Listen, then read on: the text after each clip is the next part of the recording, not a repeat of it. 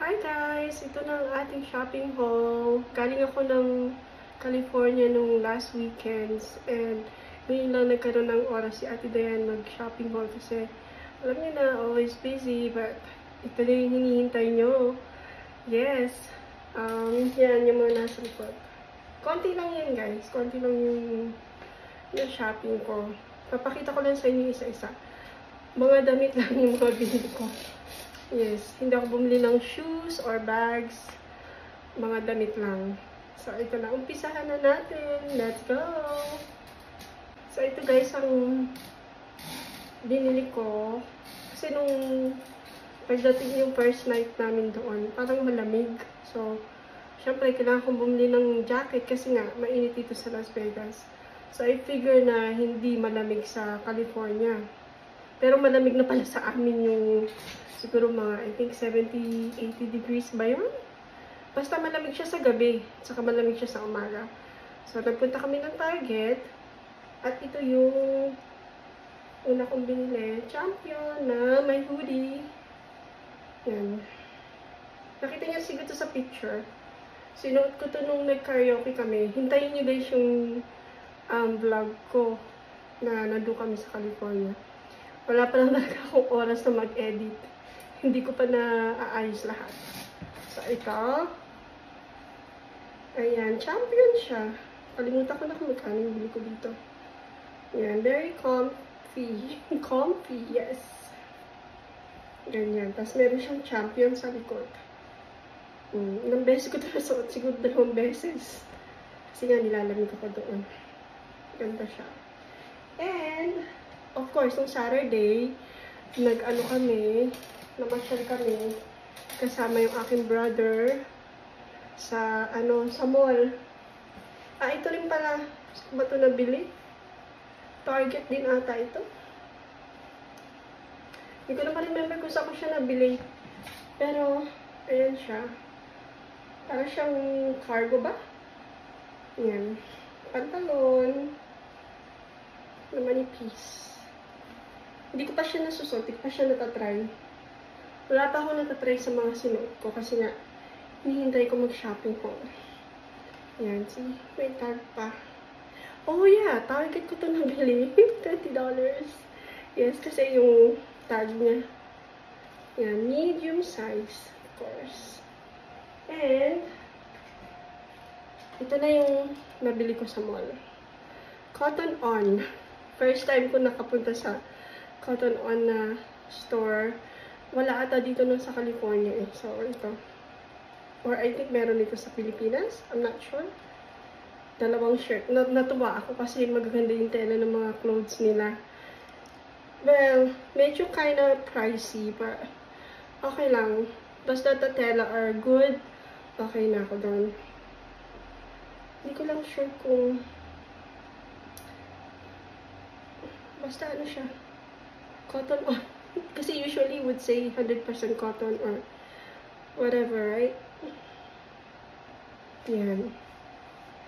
So, ito yung shirt na binili ko. Binili ako sa pink. Ito parang pink na red. Red ba to? Red siya. Maroon. Yan. Diba guys, mahilig talaga ako sa mga shirts. And this was $20. So, $20 each. Ayan. Cute. Tapos, ito pa isa. Ito pa isang binili ko. Pink naman. Puro ganito yata yung mga color na binili ko. Gusto ko yung tela niya makapal. Kasi naghahanap kami ng Uniqlo. Uniqlo ba yan yung pronounce mo? Uniqlo doon. So, sabi ng sister-in-law ko, parang Uniqlo daw itong Cotton On. So, ito. Ayan. Hindi na kasi kami nakadaan dun sa store na may Uniqlo eh. Out of the way, going back home. Yan. Pareho lang siya dun sa isa. Iba lang color, of course. And, I bought. Ready na ako sa winter. Puro panlamig. Ayan. H&M naman ito. Yan. Buy two, get one free. Yeah, buy two, get one free. Yan. Simple lang siya, guys. Ang inaano ko lang kasi pag nag-shrink siya, liliit siya. So, ayan. Abang-abang yung aking mga pinsan sa Pilipinas pag nag-shrink ito. Ipapadala ko na rin to kay Lagi, kay Ray, kung kanino magkasya. Ay, sorry. Ayan. Dalawa siya. Ayan. Simple lang. Diba? Tapos, ito yung pinakamahal ko na purchase sa Polo. Bago kami bumalik ng California, napadaan kami, ng Las Vegas, syempre, napadaan kami sa Barstow. Kasi una namin pinuntahan nung Saturday, regular mall lang. Outlet mall talaga yung gusto ko. Pero kasi malayo. So, on the way home, napadaan kami sa Barstow outlet. And I bought this. Of course. Ano yung nandito? May nakalagay na ano. Kay Marlon ata ito. Flashlight. Anyways, I only bought 2 shirts. This was already on sale. But, mahal pa rin siya. Kasi naman, ang layo ng, syempre, din-drive, no? Alam naman hindi ako bumili. Nagpatigil pa ako sa Barstow outlet. Nakakahiya naman kung I won't buy anything. So, sabi ko, I have to get something, at least. Diba? So, ito, nakita ko, pagpasok pa lang namin doon, nakita ko na agad ng Polo, Ralph Lauren. Yan. Ito nakita ko man ng purchase. So, ano siya, $55. Yan ako. $55 yung original price. Tapos, it was 15% off.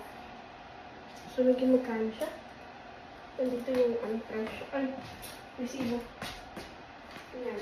So, naging ano siya, guys? 32? Yeah. No. Yung isa 38.50, yung isa 41.50. So, nagbayad ako ng mga $72. $73.72. Yung binayaran ko dito sa dalawang shirts.